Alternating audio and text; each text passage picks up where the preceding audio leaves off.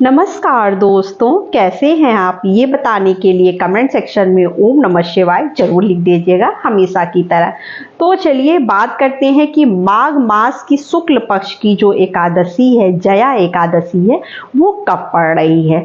तो 2025 में जो है माघ मास शुक्ल पक्ष की एकादशी जो है 8 फरवरी दिन शनिवार को मनाई जाएगी।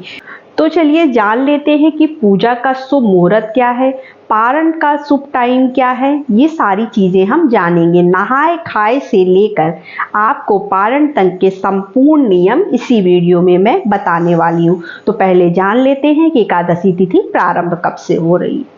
एकादशी तिथि प्रारंभ हो रही है 7 फरवरी को रात 9:27 पर। एकादशी तिथि समाप्त हो रही है 8 फरवरी को 8:16 पर। तो ऐसी स्थिति में उदया काल को देखते हुए 8 फरवरी को जो है जया एकादशी का व्रत रखा जाएगा। और पारण का जो समय है वो रविवार को 7:08 से 9:30 तक सुबह है। नहाए खाए से लेके पारण तक का जो है संपूर्ण नियम हम इस वीडियो में जानेंगे। तो चलिए नहाए खाए से पहले हम स्टार्ट करते हैं। तो नहाए खाए जो है आपका 10वीं तिथि को स्टार्ट हो रहा है। तो जो एकादशी का पर्व होता है, जो भी लोग एकादशी का व्रत करते हैं वो 10वीं तिथि से ही कुछ नियमों के पालन करने लगते हैं। तो उसमें हमें कौन कौन से नियम का पालन करना चाहिए। तो देखिए, हम 10वीं तिथि को बाल धुलकर स्नान वगैरह कर लेंगे, साफ स्वच्छ वस्त्र पहन लेंगे। उस दिन हमें क्या करना है कि जो है भोजन में हम जो है सात्विक भोजन ही करेंगे। सुबह के समय आप दाल चावल रोटी सब्जी आदि सब कुछ खा सकते हैं, लेकिन सात्विक भोजन ही करिएगा। और चावल जो है, बहुत लोग शाम को भी चावल खाते हैं, तो आपको देखिए चावल नहीं खाना है शाम को, क्योंकि दूसरे दिन हमें एकादशी का व्रत रखना है। तो हम जो है चावल का शाम को चावल नहीं खाएंगे, दिन में चाहे तो आप खा सकते हैं। तो इस तरह से हमें जो है 10वीं तिथि के जो नियम है वो करने हैं। उसके बाद जो है हमें क्या करना है, 8 तारीख को शुक्रवार को, जिस दिन हमें जो है एकादशी का व्रत करना है, उस दिन हम सुबह सवेरे उठकर स्नान कर लेंगे। पहले वैसे तो आपको नदी सरोवर में स्नान करना चाहिए। इस समय महाकुंभ चल रहा है, अमृत स्नान करने लोग जा रहे हैं, गंगा स्नान आप कर सकते हैं। तो आपको इसका विशेष फल प्राप्त होगा। माघ का महीना वैसे भी बहुत जो है पवित्र महीना माना जाता है और विष्णु जी का प्रिय महीना भी है ये। तो हमें स्नान करने जाना चाहिए। लेकिन अगर आप महाकुंभ वगैरह में स्नान करने नहीं जा पा रहे हैं तो आप घर में भी अपने घर के पानी में मिश्रित जल से स्नान कर सकते हैं। किसी भी पवित्र नदी का आप जल डाल लीजिए और उससे आप स्नान कर लीजिए। उसके बाद आपको क्या करना है, सूर्य भगवान को जल देना है। सभी लोग सूर्य भगवान को जल दे सकते हैं, कोई जरूरी नहीं है कि आपने एकादशी का व्रत रखा है तो ही आप जल दीजिएगा। आप चाहिए तो सुबह सवेरे स्नान करके जल वगैरह दे सकते हैं, अगर आप व्रत नहीं भी कर रहे हैं तो भी। तो क्योंकि एकादशी तिथि अपने आप में ही बहुत महान तिथि होती है, क्योंकि ये जया एकादशी जो माघ महीने में पड़ रही है, इसका विशेष महत्व होता है। वैसे तो साल में बहुत सी एकादशी पड़ती हैं। अब बहुत से लोगों के प्रश्न हो जाते हैं कि क्या हम पहली बार एकादशी का व्रत रख सकते हैं कि नहीं रख सकते हैं, मतलब अभी हम व्रत उठा सकते हैं कि नहीं, नया व्रत एकादशी का। तो नहीं, क्योंकि एकादशी से एकादशी का व्रत नहीं रखा जाता है। साल में 2-3 एकादशी ही होती हैं जब से आप व्रत उठा सकते हैं। तो अभी आप व्रत ना उठाइएगा। और उस दिन हमें स्नान वगैरह करके, अगर पवित्र नदी में नहीं जा पा रहे तो घर में स्नान करिए और सूर्य भगवान को जल दीजिए। उसके बाद आप साफ स्वच्छ कपड़े पहनने के बाद अपने घर में साफ सफाई करके मंदिर में या फिर जो है अपने जहाँ पर भी आप चौकी लगा सकते हैं वहाँ पर आप भगवान विष्णु की फोटो रख लीजिए और उनकी प्रतिमा रखकर आप जो है उस पर वस्त्र वगैरह पीले रंग का, क्योंकि पीले चीज का प्रयोग ज्यादा करना चाहिए, तो आप पीला वस्त्र जो है और फल वगैरह का आप भोग लगाइए। फल है, मेवा है, इन चीजों का आपको भोग लगाना है। धूप दीप नैवेद्य आदि से जो है भगवान विष्णु की आप आराधना करेंगे, एकादशी की कथा सुनेंगे। इस तरह से जो है हमें एकादशी की पूजा करनी होती है।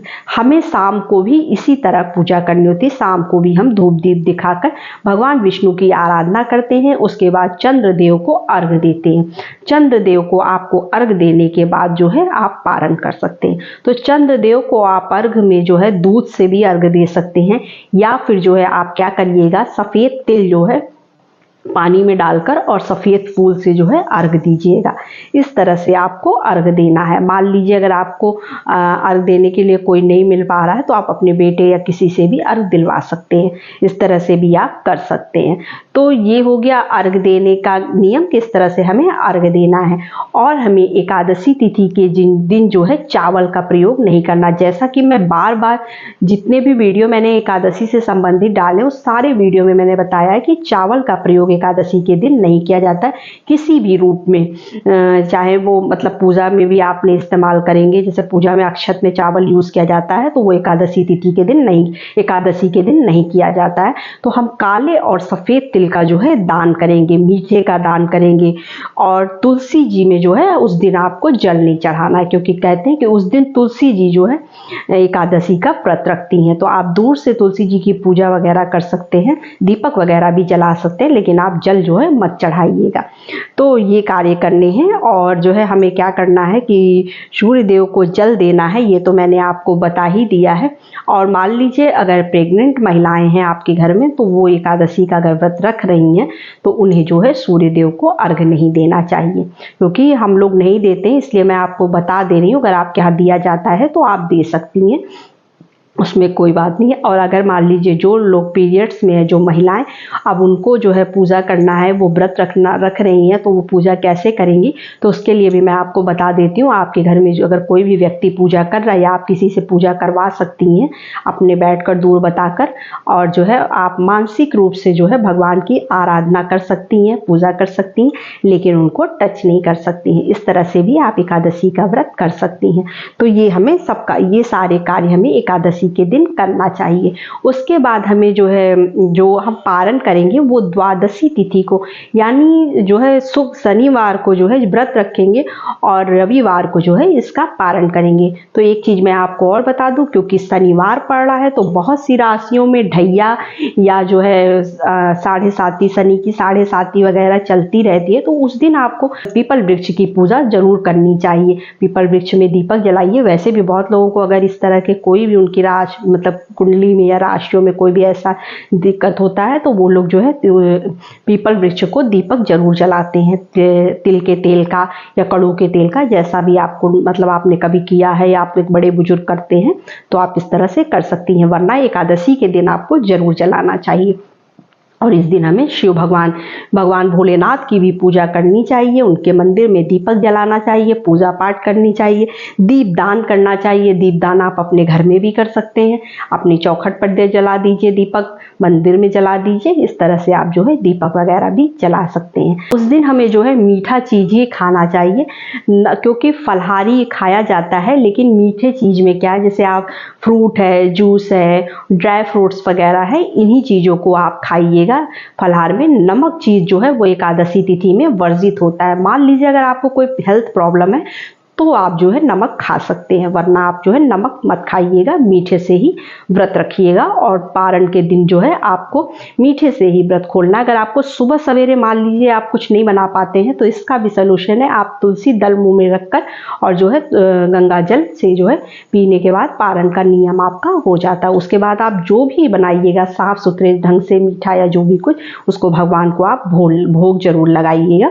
भोग लगाकर जो है उसके बाद ही पारण करिएगा। यहीं तक की वीडियो थी, बस छोटी सी वीडियो थी, छोटी सी जानकारी थी। वीडियो अच्छी लगे तो चैनल को लाइक सब्सक्राइब जरूर करिएगा। तो नमस्ते फ्रेंड्स, ओम नमः शिवाय।